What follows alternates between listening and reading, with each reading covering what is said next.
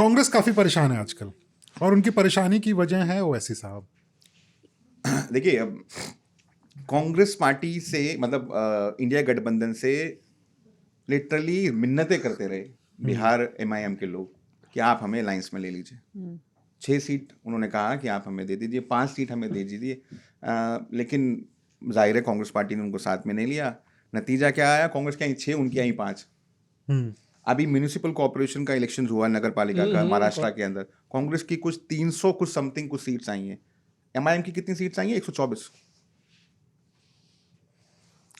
तो धीरे धीरे हो क्या रहा है? अच्छा, जो पहली चॉइस है वो कांग्रेस और कांग्रेस के अलायंस पार्टनर्स जो थे अब तक इतने जमाने से, अब उनको लगने लगा है कि वो चेंज हो रहा है। अब देखिए, पवन खेड़ा ने एक बात कही थी मुझे कल। उन्होंने कहा था कि एक पार्टी और एक धर्म की जो पॉलिटिक्स होती है ना, जो पार्टियां होती हैं, वो ना ऐसे ही राइज करती हैं, क्योंकि वो आते हैं ओवैसी साहब, तुम्हारे साथ तुम अब्दुल कब तक दरी बिछाएगा, अब्दुल के साथ ये हुआ, इस इलाके में तुम लोगों को फंड नहीं मिल रहा, ठीक करेगा। ये जो लैंग्वेज जो वो यूज कर सकते हैं, ये कांग्रेस पार्टी कभी यूज कर सकती है? कभी नहीं कर सकती। उसको एक उनका एडवांटेज मिलता है, और एडवांटेज मिलने की वजह से अब क्या हो रहा है?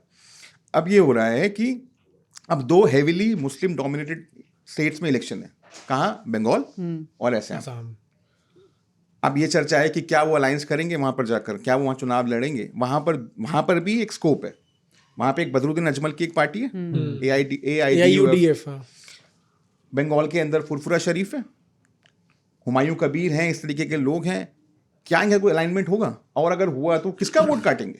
जाहिर है कांग्रेस का वोट काटेंगे। और सबसे बड़ी चिंता सर, सॉरी मुखिया जी, तो सबसे बड़ा जो उनका कंसर्न है वो है उत्तर प्रदेश।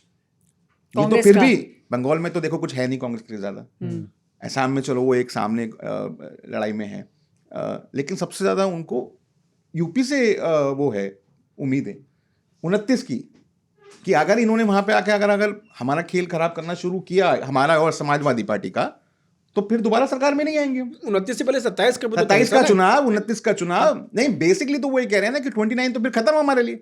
भाई कितनी सीट आई उत्तर प्रदेश के अंदर ऑपोजिशन की? 43 सीट्स। पिछली बार कितनी आई थी? 15, और उसकी पिछली बार आई थी 7।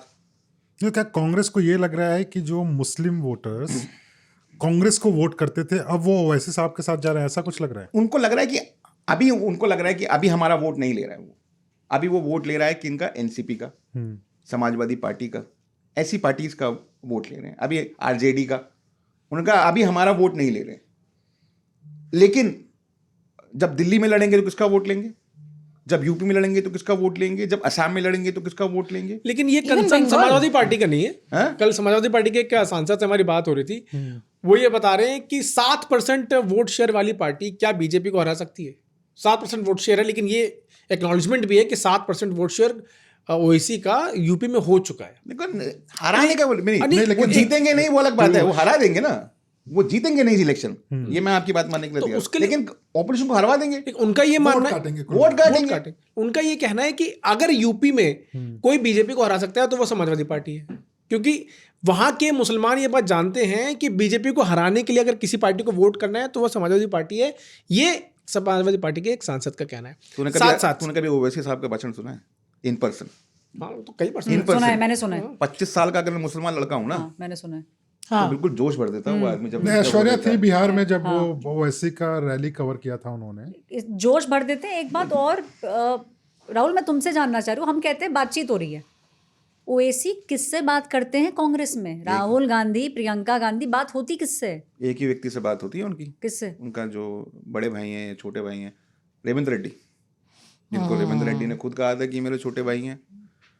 और जो तेलंगाना ब्रिज है, हैदराबाद ब्रिज है, वही एक ब्रिज है। अगर तो अभी कोई बातचीत हो नहीं रही है, अभी इस वक्त कोई बातचीत नहीं हो रही है, लेकिन अगर इन फ्यूचर अगर कांग्रेस पार्टी को कोई टेक्निकल अंडरस्टैंडिंग करनी है, कोई समन्वय बनाना है, तो वो थ्रू रेवंत रेड्डी ही होगा।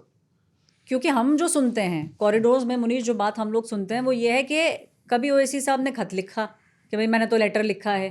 मतलब ये मोड ऑफ कम्युनिकेशन मुझे तो नहीं समझ आता। भाई अगर आप बात करना चाहते हो, अब जैसे अगर हम तमिलनाडु की बात करें तो पीयूष गोयल जो बीजेपी से इंचार्ज हैं, भाई वो पहुंच गए ना चेन्नई, वो मीटिंग्स ले रहे हैं ना, इन पर्सन बैठ के सीट शेयरिंग की बातें हो रही है ना पेपर के ऊपर या आमने सामने बैठ के। ये जो हम अलायंस की बात सुनते हैं कि भाई ओवैसी करना चाहते हैं, बिहार में भी हमने सुना करना चाहते नहीं हैं। तो लेटर लिखा था उनके अध्यक्ष ने, जो बिहार के अध्यक्ष थे अख्तर इमान, उन्होंने एक लेटर लिखा था तेजस्वी यादव और मल्लिकार्जुन खड़गे, राहुल गांधी। ओवैसी ने ये हालत कर दी है कांग्रेस पार्टी की, उत्तर प्रदेश में खास करके, कि समाजवादी पार्टी ये कह रही है, उनके एक नेता से हमारी बात हो रही थी, वो ये कह रहे हैं कि अगर कांग्रेस पार्टी कहीं पर मजबूत है तो हमें बता दें, हम वहाँ पर उनको उम्मीदवार दे देंगे। अगर कांग्रेस पार्टी हमसे गठबंधन करना चाहती है 2027 चुनाव के लिए, उनको सीरियस होना पड़ेगा। 100 सीटें मांग रहे हैं, 100 सीटें लेकिन कैसे उसमें पीयूष ये भी है ना, मुझे ऐसा लगता है कि कई बार ये ना आपकी राजनीतिक रणनीति होती है। आप कहते हैं कि आप गठबंधन करना चाह रहे हैं, लेकिन सच में आप गठबंधन करना चाह रहे हैं क्या, ये भी होता है। आप इस तरह के फिलर्स जो हैं आप देते हैं चुनाव के पहले, लेकिन जब बात नजदीक तक आती है ना, या चुनाव नजदीक तक आता है, तब आप बोलते हैं कि भाई हम अकेले लड़ेंगे।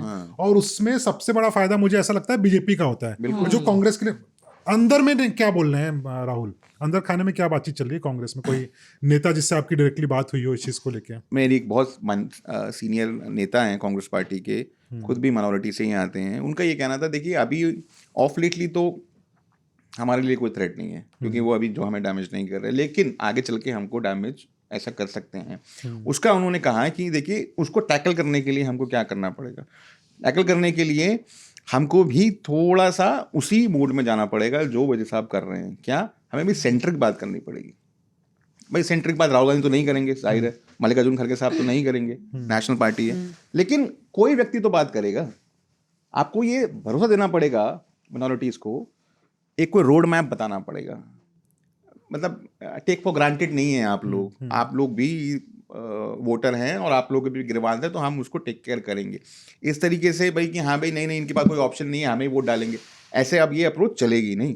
क्योंकि ये, और यही वो कर रहे हैं, वो यही बता रहे हैं बार बार घूम घूम के मुस्लिम मतदाताओं को कि देखिए आप जो है आप इस्तेमाल होना बंद कर दीजिए, आपको सिर्फ इस्तेमाल कर रहे हैं। और ये सब चीज़ें सर मैं तुमसे यही पूछ रहा था पीयूष, इसलिए कि अगर मैं 25 साल का लड़का हूँ ना, मुसलमान युवक, और मैं किसी गांव में रहता हूँ या किसी छोटे शहर में रहता हूँ, या फॉर दैट मैटर किसी शहर में रहता हूँ, 25 साल का हूँ, जब मैं सुनूंगा ना ओवैसी को, वो आदमी जिस तरीके से स्पीच देता है, फायरी स्पीच देता है, वो इंसान बहुत अच्छे ओरेटर है, आपने भी सुना होगा। ना सिर्फ अच्छा ऑरेटर, बल्कि उनके पास में जानकारी बहुत है। एक तो खुद वो लॉयर हैं, जो जानकारी उनके पास में रहती, बहुत सारे बड़े बड़े नेता हैं, शायद वैसी जानकारी उनके नहीं, पार्लियामेंट में भी उनको जब लोग वो बोलते हैं तो लोग सुनते हैं उनको रुक कर, और तो जाहिर है उनकी अपील है। लेकिन एक बार बताओ कि क्या अगर एक यूपी के मुसलमान को अगर वो लगता है कि वो इन्फ्लुएंस होके ओवैसी से वोट कर देंगे ओवैसी को, और उनको बीजेपी के खिलाफ वोट करना है या बीजेपी के खिलाफ सरकार चाहिए, तो क्या ओवैसी को वोट करने से बीजेपी के खिलाफ सरकार खड़ी हो पाएगी? एक बात पॉसिबल नहीं है ना। क्यों नहीं पॉसिबल? उसके लिए आपको उस पार्टी को वोट करना पड़ेगा जिसका एक लार्जर वोट बैंक है। Reporters of